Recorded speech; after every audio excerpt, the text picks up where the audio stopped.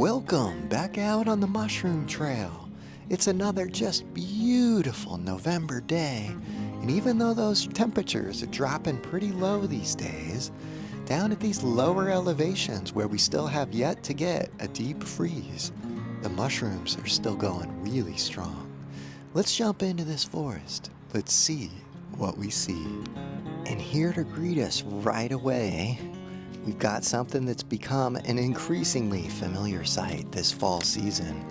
What a year it has been for the Pacific Golden Chanterelle. You can see this guy hiding. I keep wondering, when is going to be the last day that I spot one of these guys? And I got to tell you, I think really until we get a solid freeze, we're going to continue to see these guys. And I'm seeing fresh ones coming up, oftentimes really hidden quite well these days by the leaves that have been continuing to drop. So I see no end in sight. And even as I look at the 10-day forecast in my region, even though we're getting some snow in the mountains, the lowland forests are still looking warm enough that I suspect that the Pacific Golden Chanterelles are going to continue. So if you're looking for these, keep searching. They're out there. And here's yet another. I can just barely see it through the leaves here, just off trail. But you can see this one, it's not super young, but it's also not super mature. A lot of times I worry this time of year about them being waterlogged or kind of a little past their prime, but I'd say this one is just right. So even though we're midway through November, they're still very much out and about, and this one should be a great addition to tonight's dinner. And while I get really excited about all the great wild edible mushrooms out here, I also enjoy encountering the deadly toxic mushrooms, of which there are really not too many. But this guy right here is one of the most toxic mushrooms that you'll encounter out here in the Pacific Northwest. This is what's known as Smith's Amanita, Amanita smithiana. And take a look. So if I kind of excavate a little bit down here, what you'll notice, so several of you may know that all of these amanitas are going to be born from a vulva or egg. And so the cap is oftentimes going to have remnants of a universal veil. Well, similarly, when we excavate it, we can oftentimes find the bulb. But this one's unique. Did you hear that little snap as I went to pull this out? So take a look at this. So this actually has a radicating base, meaning that it's going to basically root down. So it'll have this deep tap root, which is really a unique feature. You'll also notice that it's got this little kind of tattered edge around the margin. This is what's commonly referred to as an appendiculate margin, where you see remnants of that universal veil hanging off the edges. Similarly, we've got the warts that are so characteristic of amanitas in general. Also, of course, remnants of the universal veil. We see a little bit of a ring zone, right? So you can see a little bit of an annulus or ring where that partial veil broke away, as well as a smoother stipe up towards where those gills connect to the stipe. But look at that. Isn't that just a beauty? And even though you may be watching this and you might be saying, I would never mistake an amanita for a matsutake. Trust me, if you're out there hunting matsutake mushrooms, this is one that you absolutely need to know. Because time and time again, people who are out collecting matsutakes oftentimes are badly harmed by this mushroom in particular. So, and the reason for that is that not only can this change its look given its various ages, or maybe it gets rained on or you're out in the rain, this can actually fruit or grow in and amidst a patch of matsutakes. So you can imagine being on autopilot, just kind of throwing matsutake after matsutake into your basket, and this can easily find its way into the mix. And if it does, it has dire consequences. So this will cause kidney failure, and within 4 hours, you're going to be really, really sick. I was recently on the Vancouver Mycological Society's website, and they had a report of, it must have been 5 or 6 people just in British Columbia alone who were sent to the hospital and needed dialysis treatment for kidney failure. So definitely one to be taken very seriously. Check this one out. So here we've got a very young Smith's Amanita that was growing right next to that other one, just a little ways off. And notice as I start to dig down on this, you can see that kind of scurfy stipe, and we see again all those remnants of the universal veil up on the cap. If I give this guy a tug, let's see if we can get this full base. Ooh, did you hear that snap again? Check that out. So you can see where that broke off. And sometimes that'll break off without people realizing that it has this rooting base. And, you know, the taste is said to not give it away, right? So if someone goes home to cook up their matsutakes and one of these is mixed in, they're not necessarily going to taste it right away. And so that makes this especially dangerous. And look at this. So here's the other portion. I just excavated out more of that root base and it snapped on me once again.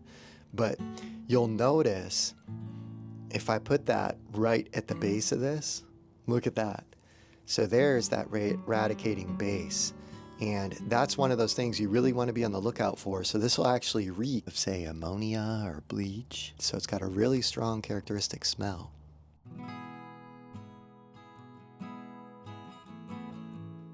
So take a look back here, in and amongst these down trees, there's always so much going on. We've got lichens, and I believe that this pinkish one is the Rosy Conk, Rhodofomes cajanderi. But what's really catching my eye is that little golden mushroom growing out from this downed Douglas fir. So take a look at this. This is a common sight on conifer wood. If I give this a little bit of a tug, this is what's commonly referred to as the orange Chrysomphalina. Chrysomphalina aurantiaca. But perhaps my favorite common name for this is the peach fuzz wood umble. And if I zoom in here, notice these fine little hairs, this little peach fuzz growing off of the margin of this cap. This is super distinctive for this one. Notice we've got the stipe there. So again, this is going to grow from conifer wood, but those fine little hairs growing from the cap. If I give this a little turn, you'll notice that it's all along the margin of this cap and even the outer kind of portion of the top edge of this. You can see that little peach fuzz kind of fur. And that's a really great identifying feature for this one. A lot of times I'll see this name get misapplied to a lot of small kind of yellowish orangish mushrooms growing from any old downed wood or specifically conifer wood. So sometimes it's misapplied, but if you look for those fine little hairs, especially on the young fruiting bodies, that's a really good identifying feature for this. And you can see its kind of characteristic growth pattern in these small little groups. This is really a beautiful, beautiful little mushroom. Now it's worth noting that in age, a lot of times those fine little peach fuzz hairs will disappear and it'll get a little bit of an umbilicate growth, meaning that it'll have a little bit of a belly button kind of inward motion in the center of those caps. So this will kind of morph or change a little bit in time, but it'll start out with this very characteristic kind of orangish color, a little bit of yellow in there. And that color can change, and so can the texture of that cap. But this really defining kind of peach fuzz characteristic in young age is a sure lock-in for these. So take a close look when you encounter these. Boy, and notice, a lot of times I'll see these and they'll just be these small little pins just beginning to poke out. And in time, they'll morph or change or look a little bit different. But boy, isn't that a beautiful little mushroom. And if we quickly shift our attention back to this Rosy Conk, Notice that these older fruit bodies will turn dark colored. This is really characteristic, whereas you see that new growth is going to have that reddish, pinkish hue. Also, a beautiful mushroom. So take a look just up here, hiding underneath these blackberry leaves. We've got a really cool mushroom. This is what's commonly referred to as the Western Witch's Hat, Hygrocybe singeri group. And one of the dead giveaways for this, so you can see that it's got this conical cap. This is one of our wax caps. So it's going to have a really kind of slimy, waxy texture. And we can see this one, a slug's been eating on it a little bit, but you can see where that slug was going to work on this. We see a little bit of blackening on that cap up there. And this is one of the things that really helps us to positively identify this down to that Hygrocybe singeri group. So there are other Hygrocybe mushrooms or of similar stature and shape and everything that will not do that blackening in age or with handling. Boy, look at that. Isn't that beautiful? So there you can see that that cap as well is striate. So see those little lines out towards the margin of that cap. So this specific one, the further that we've got along in terms of our DNA analysis and looking at the sequence, we know that this isn't an individual species, which is why I say Hygrocybe singeri group. So there's at least 5 species within this complex and potentially quite a few more. So, but again, what we're looking for is that darkening with handling or age. And one of the most beautiful mushrooms that I tend to encounter out here, it's one that each and every time that I encounter this one, I can't help but just kind of pause to take it in. I love the wax caps in general, but especially this one. It's really a stunner. Just look at that. And it's worth noting that, our characteristic colors of the Hygrocybe, they're going to tend to be those warm colors, the reds, the oranges, the yellows. That's very characteristic of these. I'm going to go ahead and try to give this a tug. Let's give this a pull and see what it's looking like at the base. Oh man, this thing is so slimy and slick. I'm having trouble pulling it out even. There we go.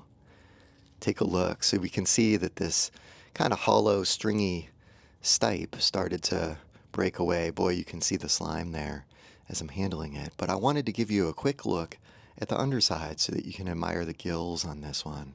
Notice that we've got these light-colored, whitish gills. Quite the contrast compared to the cap and stipe. Certainly a beauty.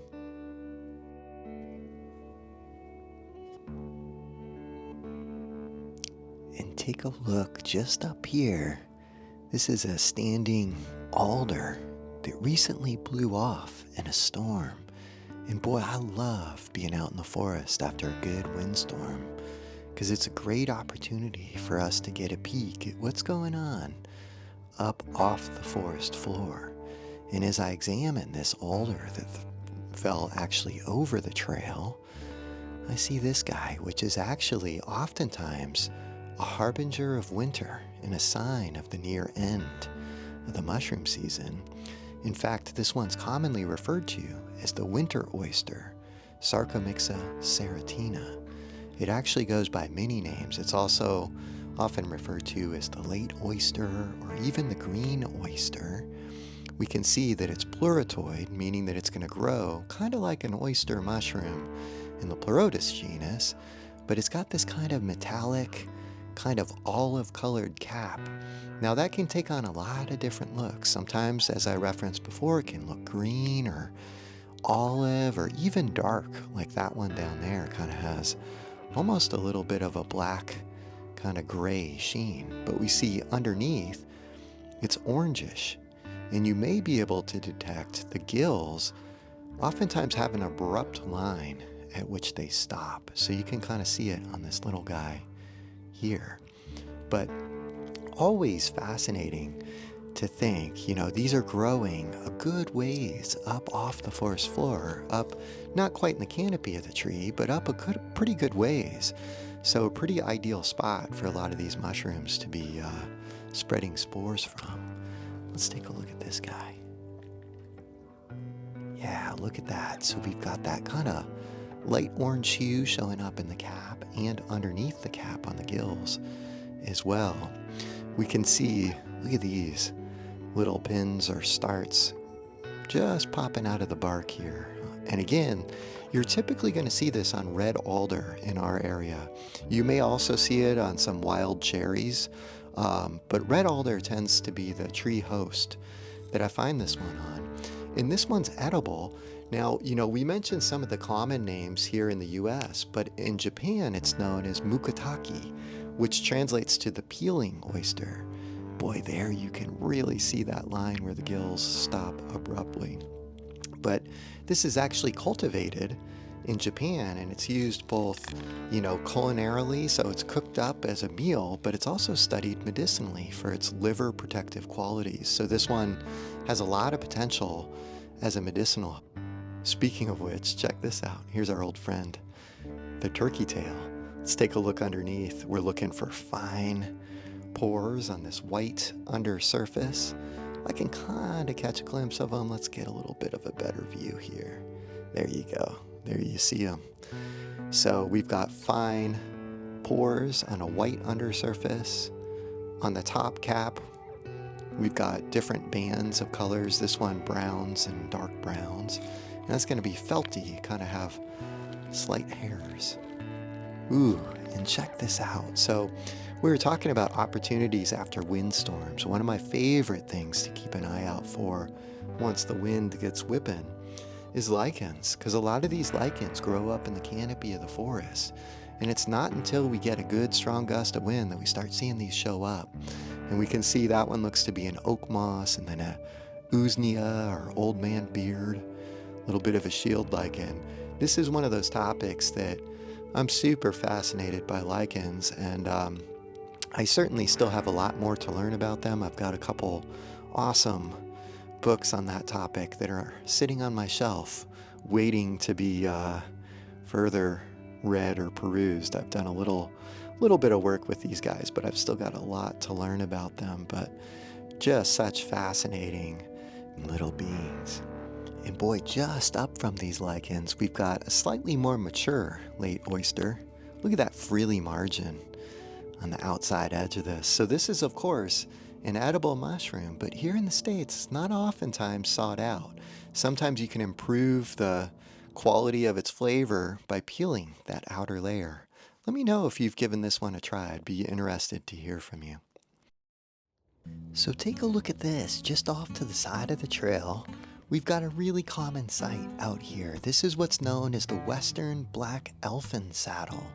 We featured this actually in the last episode, but the one that we looked at last episode was the pale version of this. So it had a much lighter cap and just kind of a lighter shade to it in general, whereas this one you can see is considerably darker. But this is likely the same species. Now, it's worth noting that there are several species that are closely related to this that are in that Helvella genus right out here. Boy, that one looks quite saddle-like, doesn't it? So you can imagine a little elf riding around the forest on that thing. But always a beautiful mushroom. I'm always amazed by the different contours and kind of shapes of the stipe, let alone the cap. After I published last week's video, someone was in the comments saying, hey, have you tried those yet? Have you given them a taste? So here's the deal. These are edible with caution. They can contain trace amounts of gyromycin, so it's recommended that if you even think about bringing this to the table, have a plan in mind, either parboil or dry or powder or, just cook quite well.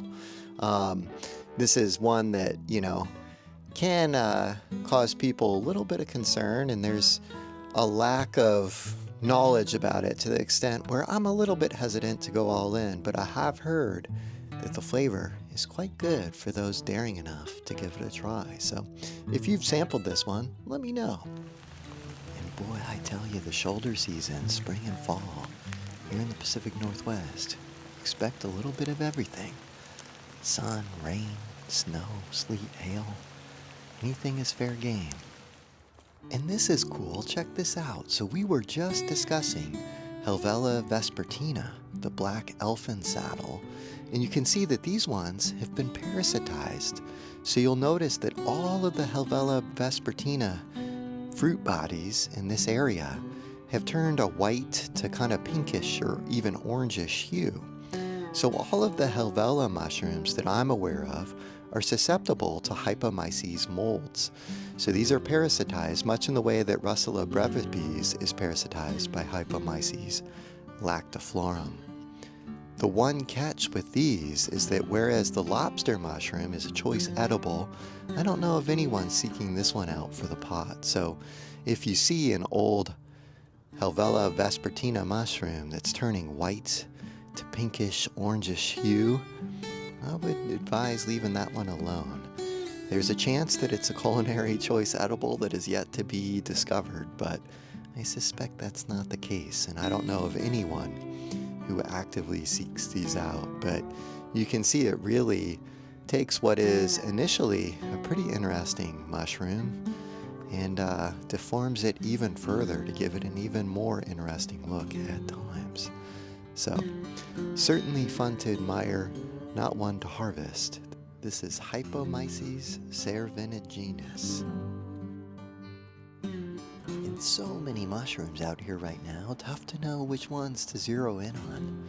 This one likely the shrimp Russula, Russula olympiana, a great edible mushroom that this one looks to be a little past its prime. So I'm going to let that be. And just down here, there's one that we referenced last week. This one, a real beauty. This is one that's edible as well, but known to accumulate arsenic and lead. This is the amethyst deceiver, Lacaria amethystio occidentalis. Beautiful. And boy, throughout this forest in here, there's just a rainbow of russulas. So these are our brittle gills. There's such a huge and incredible variety of these here. A second ago, we saw what I presume may have been the shrimp russula, but it's worth noting that a lot of times russulas are notorious for being incredibly difficult to pin down to species. So they're not very well described or understood. They're known to be about 100 different species just here in the Pacific Northwest alone. If you look at this little guy at the base of this Douglas fir, so you can tell this is different than that one that I pointed out a second ago. It's got a little bit more of a kind of fiery red appearance. We can see it's kind of fading a little bit out towards the margin. To me, this looks most like Russula emetica, but that's just an initial guess, and I say that knowing full well that this could be something very different. But oftentimes what I'll do is do a nibble and spit test just to try to assess the edibility of any of these. If you can get this down to genus, this is one group of mushrooms that there are some reasonably good edible mushrooms lumped in there. So, but others, and I presume this one is an example of the acrid bit that'll taste extremely spicy if I were to bite into it. And take a look at this, just an incredible display here on this old Doug fir log. This is one that we featured in the past. This is what's commonly referred to as the conifer tuft, or also the smoky gilled Hyphiloma. This looks quite similar to the poisonous sulfur tuft, Hyphiloma fasciculare. We see a conifer maize polypore underneath. Boy, just look at that. Beautiful mushroom. So that's actually an edible one. I'm kind of shocked to see this purple jelly disc growing here on conifer wood. I'm not shocked to see this conifer maize polypore right underneath, but I am pretty surprised to see that purple jelly disc. That's one that we've discussed in the past as well. That one, the famed mycodiesel mushroom. Typically I see that purple jelly disc growing on hardwood, which is why I'm surprised to see it here today on this fallen Douglas fir. One way that you can easily differentiate this from the poisonous sulfur tuft is to pull out a UV flashlight. Take a look so you can see as I shine it on this conifer tuft, you can see, yeah, you might say it fluoresces a little bit, but nothing even remotely similar to the neon green or yellow of the sulfur tuft.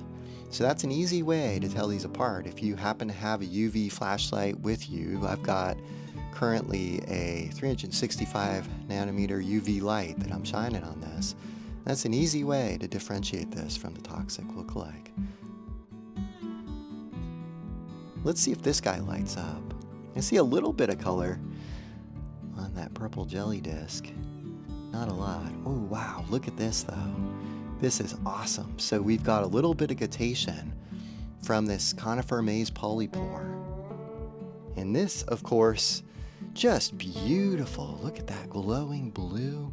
This is, so it's interesting, this was in the Felinus genus until relatively recently. This is now Porodidalia pini group. And so this is a group of several mushrooms. It's not very well described or well understood out here.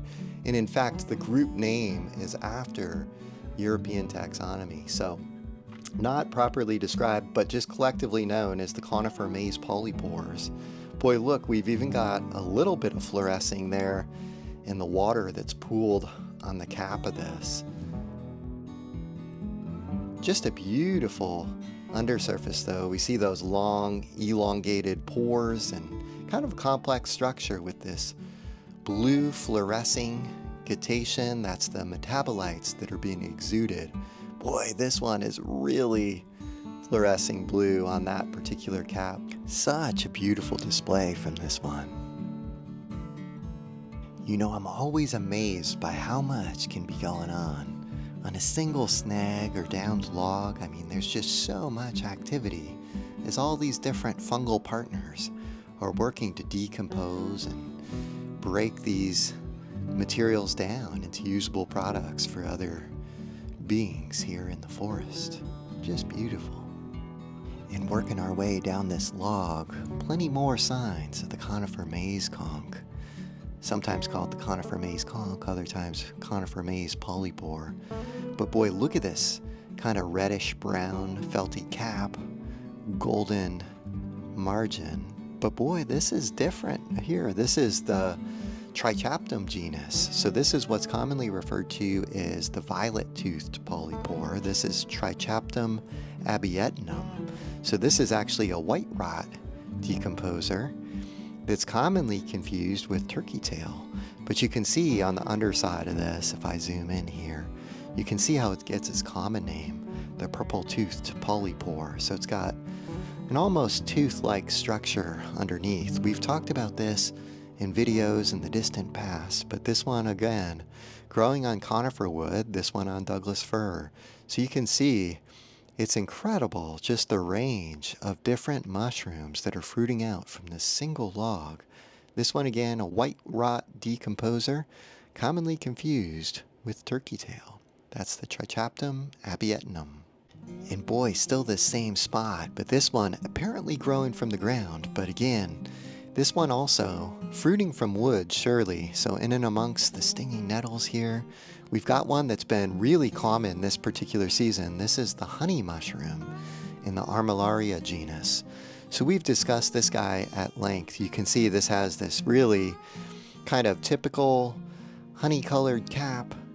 It's got a nice annulus or ring and ring zone, and again, apparently fruiting from ground, but I would wager a bet that if we were to dig underneath the surface here, we would find some well-decomposed wood that this is fruiting from. So this is very common, and especially this year, for whatever reason, it just seems to be popping up everywhere. And we can see it kind of growing in these clustered masses. This will oftentimes overlap, so sometimes you'll get a free spore print from overlapping caps. And it's funny, I'm a little bit hesitant to reach through this patch of stinging nettle to inspect any of these closer, but you can see more and more of those clusters of honey mushrooms hiding down there. And sure enough, as I look more closely, I'm seeing evidence of those spore prints that I referenced, both on the annulus and on neighboring caps. I'm seeing that distinctive white spore print. So that's another sure sign that we're on the right track here. And notice that we'll see these light brown striations in age on this one. If I give it a tug, look, the whole cluster is coming up. Notice how there's these like kind of fibrils on the stipe. That's also quite distinctive of these ones. So again, the honey mushroom. And look here, haven't moved more than a few feet, and growing right off of this big leaf maple log, we've got our old friend, the turkey tail. So notice that on the undersurface, if I can get a good view here, we've got, well, let's see what we've got up here. So we've got felty cap with banded colors. This one has a little bit of guttation on it. White undersurface with fine pores that if I can zoom in here and take a close look, maybe we'll be able to get these in focus for you. But you can see that they're growing out of the moss on hardwood all up and down here. We see another nice cluster right over here. Let's take a closer look at this. So here we go. This is what I'm always on the lookout for when I'm looking to differentiate the lookalikes. Look for those fine white pores on the underside of the turkey tail. That's a dead giveaway that you've got Trametes versicolor. And let's take a look in here. Look at this, Ganoderma applanatum, the artist conch. So you can tell this one, if you take your nail, rub it against it, it'll leave a mark. This one, of course, famous for people actually producing works of art. Kind of a cool little spot that this one has chosen to call home. I can see more back in that little cavernous hollow of this big leaf maple, right by its friend the turkey tail. And look at this, we've even got a xylaria. Boy, it's just incredible the diversity and range that we can find on single logs. These really do create incredible habitat for a lot of our saprophytic mushrooms that are crawling all around the forest floor out here, looking for ample spots to call home. Boy, I mean, all of this is just kind of popping up within such a short range. Over here we see so many mosses and lichens. Just a real treat to feast our eyes on all the action that's taking place out here. Truly remarkable.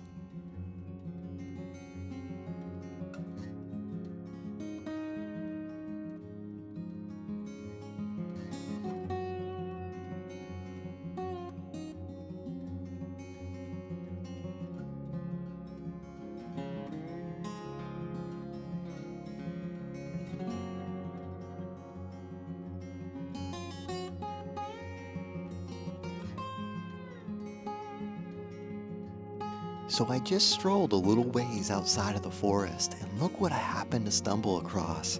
I'm sure several of you at home recognize this as a choice edible mushroom. This is what's commonly referred to as the Shaggy Mane, Caprinus comatus, or the lawyer's wig. And this is one of the tastiest mushrooms that you'll find out here. You'll typically see it, it's got a relatively tall stature and it'll grow in these groups or clusters. You can see that it's got these shaggy little scales on the cylindrical cap, hence the name. And this is one that's a member of a family or group of mushrooms collectively referred to as the inky caps. So this will go through a process of deliquescence or autodigestion, where it'll actually dissolve into kind of a black inky material that I'm sure several of you have seen, and this can happen within a matter of hours. So with this one, timing is really everything, because you got to time this just right to be able to capitalize on it. So you can see down here that I went ahead and split one vertically. You see that reddish or salmon color down at the base. That's where that deliquescence is going to begin or start. And so you can see up near the cap, boy, the timing on this one is really quite perfect. If I go ahead and peel back this stipe, you may see in here these densely packed gills. So sometimes this is compared to like pages of a book, the way that they're densely packed together. And again, this is going to look very, very different within a matter of hours. Now this particular one is a little too close to the road for me to want to harvest. Similar to the prince or other kind of quote-unquote suburban mushrooms, are known to bioaccumulate heavy metals. This one in particular is known to accumulate mercury. And you know, I'm curious. I'm gonna go ahead and leave this right where it is and check back in about 24 hours and we'll see what it's looking like. So here we are 24 hours later, and take a look. You can see that this process of deliquescence is well underway. So we can see that those once white or once bleach white gills have really started to turn. So we've got this deep black color at the base. And as we move up, we see that kind of reddish, pinkish salmon color. So that's kind of represents that leading margin. Notice too this ring or annulus. Ooh, I see a little drop of that ink here on my finger as that deliquescence is beginning, even on these standing mushrooms, but still looking fairly fresh. You know, if we were to give this another day or so, these would look entirely different than they currently do, but interesting to see. And notice how the stipe has retained its white color, whereas the gills and the cap are well underway on that deliquescence process. And boy, you can see that drop of ink. You know, I'm interested. I'm going to actually go ahead and harvest these, not necessarily to consume, but to experiment with producing that ink. So I'm going to go ahead, I'm going to harvest these now, and we'll take them back to the home front and see what we can do with them. So as you can see, I got these Shaggy Manes back home and put them in a jar next to my fancy beaked hazelnut here, and just let them sit at room temperature for a while to let them do their thing. Here you can see just 12 hours later, the deliquescence process is already well underway, and you can see quite a bit of liquid spores down there at the bottom of the jar. It's amazing how quickly this process unfolds, and you can see that they're really pretty far along. And here, just 24 hours later, we're pretty much at that point where we want to strain these out. If you want to, if you're trying this at home, you can add a little alcohol to kind of preserve the ink if you plan on doing anything with it. That'll keep it from spoiling or going bad. And you know, my wife was really kind of eager and interested to try out this ink to see what it could do. So she pulled out the watercolor brush and produced a quick little piece of art here. And you can see that you could get quite a range of different shades and tones with it. So if you have an artistic flair or artistic side at all, and you happen upon any of our inky caps, I'd encourage you to see what you can do to work with them in that way. It's just one different way to interact with these mushrooms to get to know them that much better. So, hope you all enjoyed this week's episode, and until next time, happy trails.